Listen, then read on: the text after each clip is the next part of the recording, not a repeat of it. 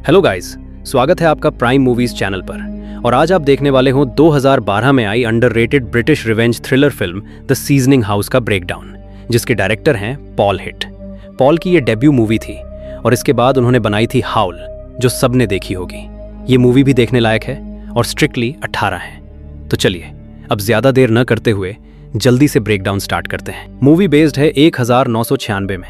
हम एंजल नाम की एक यंग लड़की को देखते हैं जिसे जबरदस्ती एक ब्रॉथल में कैद किया हुआ है, जहां पे जवान लड़कियों को किडनैप करके लाया जाता है सेक्स स्लेव बनाने के लिए। उनमें एंजल और ज्यादा वल्नरेबल है क्योंकि न तो वो बोल सकती है और न ही सुन सकती है। उस हाउस को चलाता है विक्टर नाम का एक सोल्जर और उसका असिस्टेंट है डेमेट्री। वहां पे एंजल का काम है खाना बना के स्लेव लड़कियों को देना, उनकी गंदगी साफ करना, आदमियों के आने से पहले लड़कियों को तैयार करना, थोड़ा बहुत मेकअप करके और नशे का इंजेक्शन लगा के, ताकि विक्टर के जो कस्टमर्स आएंगे उन्हें कोई असुविधा न हो लड़कियों की तरफ से। और जब वो आदमी लड़कियों को यूज करके चले जाते हैं तो एंजल फिर एक बार उन लड़कियों को रेडी करती है अगले आदमियों के लिए। पूरे दिन यही चलता है। लड़कियां अलग अलग रूम्स में बंधी रहती हैं, उनका कोई बस नहीं चलता। विक्टर पैसा लेता है आने वालों से और डेमेट्री पूरा ध्यान रखता है कि सब कुछ ठीक से चलता रहे, कहीं कोई गड़बड़ ना हो, लड़कियों की तरफ से भी या फिर एंजल की तरफ से। एंजल को किसी भी लड़की के पास ज्यादा देर रुकना अलाउड नहीं है, बस अपना काम करके उसे फटाफट निकलना होता है। वो बोल और सुन नहीं सकती।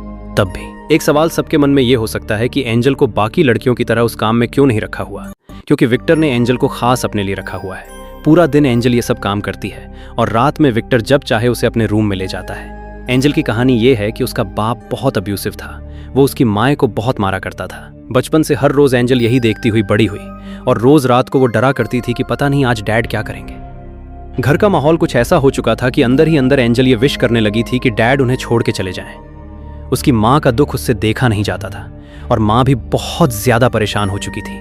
तो एक दिन माँ ने खुद डैड को घर से निकाल दिया। उस दिन के बाद से एंजल, उसकी बड़ी बहन और उनकी माँ, बस यही तीनों घर में रह गए। अब लाइफ अच्छी हो जानी चाहिए थी, पर सैडली होती नहीं है। वहां पे वॉर छिड़ जाती है जिसमें सोल्जर्स ने घरों में रेड मारनी शुरू कर दी थी। पूरी फैमिलीज को घर से बाहर निकालते, जिनमें से आदमी और लड़कों को सीधा गोली मार देते, चाहे बच्चा हो या बूढ़ा, और लड़कियों को अलग कर लेते उनकी एज के हिसाब से। एज के हिसाब से उन्हें आगे अलग अलग जगह पर बेचने के लिए। एंजल की माँ ने उसे एंजल वाला लॉकेट दिया था, ये बोलकर कि ये तुम्हारी हमेशा रक्षा करेगा। खतरा आते ही माँ ने एंजल को अलमारी में छुपा दिया था, पर सोल्जर्स ने फिर भी उसे ढूंढ लिया। उसे बाहर निकाल के लाएं तो एंजल देखती है कि माँ एंजल की बड़ी बहन को बचा रही थी, जिसके लिए सोल्जर्स के कमांडर गोरन ने उसे गोलियां मरवा दी। ऐसी दरिंदगी फैलाकर वो सब हंसी मजाक कर रहे थे। एंजल बस उन्हें देखती रह गई। वो भी बाकी सब की तरह बेबस थी।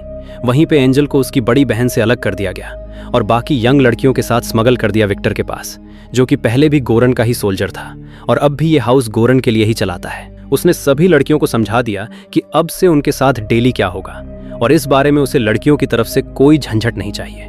कोई भी लड़की किसी भी कस्टमर से मदद मांगने की गलती ना करे, वरना क्या होगा इसका डेमो उसने वहीं पे दे दिया। एक लड़की को अपने पास बुलाया और बिना कुछ बोले उसका गला चीर दिया सबके सामने। लड़कियां पहले से एमी हुई थीं, ये देख के उनके मन में और खौफ भर गया। फिर डेमेट्री ने सभी लड़कियों को अलग अलग रूम्स में ले जाकर बेड्स पे बांध दिया, पर एंजल को लेके वो थोड़ा डाउट में था। एंजल के फेस पे बड़ा सा बर्थ मार्क है, जिसके चलते उसे लग रहा था कि एंजल के पास कम ही कस्टमर्स जाएंगे। लेकिन विक्टर को एंजल पसंद आ चुकी थी, इसलिए उसने एंजल को अपने लिए रख लिया स्लेव बनाकर, और उसे एंजल नाम भी विक्टर ने ही दिया उसके गले में पहना हुआ लॉकेट देखकर। वरना एंजल का असली नाम क्या है वो कोई नहीं जानता। ये थी एंजल की कहानी। उस दिन से ये यहीं पे कैद है और अब तो एकदम आदी हो चुकी है। लड़कियों का नया बैच आता रहता है और ये उन्हें तैयार करती रहती है। लड़कियां ज्यादा दिन इस हाउस में टिक नहीं पाती क्योंकि यहाँ भी दरिंदे ही आते हैं, एक ऑब्जेक्ट की तरह जैसे मर्जी यूज करते हैं और चले जाते हैं, जिस वजह से लड़कियां कुछ ही दिनों में दम तोड़ देती हैं। इंजरीज की वजह से, मारपीट की वजह से या कोई और अब्यूज की वजह से। फिर उन लड़कियों की बॉडीज को ठिकाने लगा दिया जाता है और जल्दी नई लड़कियां उनकी जगह ले लेती हैं। जैसे ही अभी एक नया बैच आया है जिन्हें एंजल रेडी कर रही है, वो सुन नहीं सकती।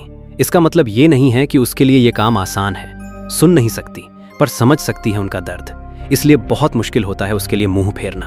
अगली सुबह जब वो हर एक रूम में खाना रखने जा रही थी, तब उसने देखा कि कल आई लड़की को कोई बेरहमी से पीट पीट कर जान से मार के चला गया और किसी को कोई परवाह भी नहीं।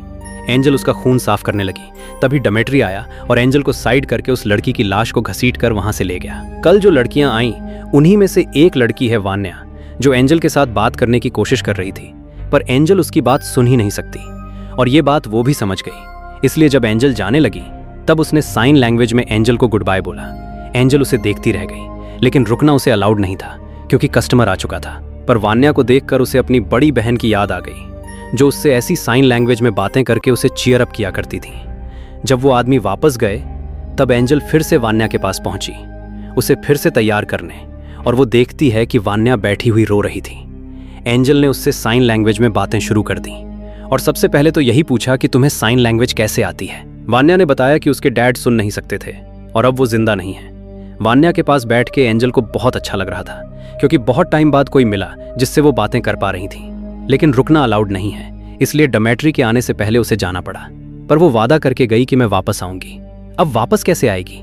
रात में तो दरवाजे लॉक कर दिए जाएंगे ना। इतने टाइम से इस घर में रहकर एंजल ने एक नया हुनर सीखा है, वेंट्स के जरिए पूरे घर में ट्रैवल करने का। अपने रूम के वेंट में घुसकर वो किसी भी रूम में जा सकती है।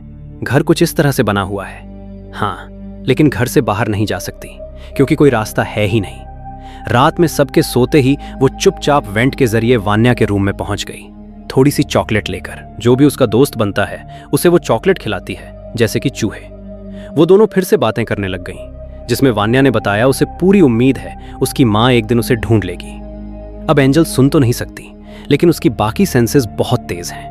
फ्लोर पे हाथ लगा के उसने पता लगा लिया कि डोमेट्री आ रहा है, इसलिए वो जल्दी से वेंट के रास्ते वापस चली गई। अगले दिन भी उसने वान्या को चॉकलेट दी और वो सोच रही थी कि वान्या को इंजेक्शन न लगाऊं, पर वान्या ने खुद उससे रिक्वेस्ट करके इंजेक्शन लगवाया क्योंकि नशे के बिना वो सब अब्यूज झेला नहीं जा सकता। अब एंजल को वान्या की चिंता होने लगी थी, लेकिन वो खुद बेबस थी, इसलिए बस वेंट में छुपकर उसके ऊपर होता हुआ अत्याचार देखती रही। आदमी के चले जाने के बाद उसके पास पहुंची तो देखती है कि बेड पे खून ही खून हुआ पड़ा था। दर्द के मारे वान्या की जान निकल रही थी। विक्टर आया और ये सब देख के बोला कि उस आदमी को रफ स्टाइल पसंद है, इसलिए वो एक्स्ट्रा पैसे देता है। पर वान्या की हालत बहुत ज्यादा खराब नजर आ रही थी, इसलिए विक्टर ने डॉक्टर आंड्रे को बुलाया। वान्या को चेक करके डॉक्टर ने उसे बताया कि घबराने की कोई बात नहीं है, बस कुछ ब्रोजेस हैं और थोड़ी टीयरिंग है, सब कुछ ठीक हो जाएगा। पर असली बात उसने विक्टर को बताई, अकेले में ले जाकर, कि वान्या का पेल्विस टूट चुका है, उसे मेडिकल केयर की जरूरत है, वरना वो नहीं बचेगी। लेकिन विक्टर को इससे कोई फर्क नहीं पड़ता। उसने डॉक्टर का मुंह बंद करवा के वहां से भेज दिया और वान्या को छोड़ दिया ऐसे ही तड़पने के लिए, जब तक अगला दरिंदा नहीं आ जाता। रात में एंजल फिर से वेंट के रास्ते वान्या के रूम में आई और इस बार उसी के पास सो गई। तभी विक्टर ऊपर आ गया रूम्स चेक करने और एंजल को कोई होश ही नहीं था।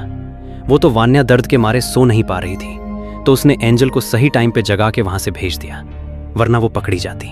लेकिन अब एंजल के पास इतना टाइम नहीं था कि वो विक्टर से पहले अपने रूम में वापस जा सके, इसलिए वो बाथरूम के वेंट से बाहर आ गई और वहां से विक्टर उसे ले गया अपने रूम में। विक्टर ने उसे कहा कि एक दिन हम दोनों ये सब छोड़कर यहाँ से कहीं दूर निकल जाएंगे। विक्टर किसी और बड़े आदमी से बात कर रहा है जिसके सहारे वो गोरन का ये काम छोड़कर यहाँ से निकल जाएगा और साथ में एंजल को भी लेकर जाएगा। उसने एंजल के हाथ में घर की इकलौती चाबी रख दी जिससे घर का हर एक दरवाजा खुल सकता है। यानी विक्टर ने एंजल को पूरी आज़ादी दे दी कि वो जाना चाहे तो जा सकती है, क्योंकि विक्टर को ऐसा लगता है कि एंजल भी उससे प्यार करने लगी है, वो उसे छोड़कर नहीं जाएगी।